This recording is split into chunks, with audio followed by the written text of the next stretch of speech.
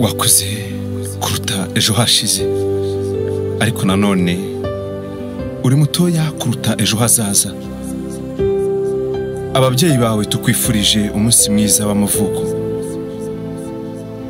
Sinabona amagambo yasobanura icyo uvuze kuri njye,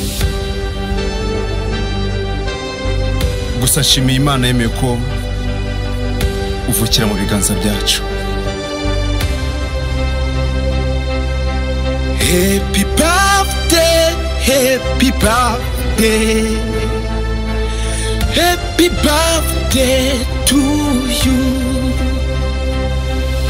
Uyu munsi mwiza, ibuka itariki wavutseho. Happy birthday, happy birthday, happy birthday, Ellah.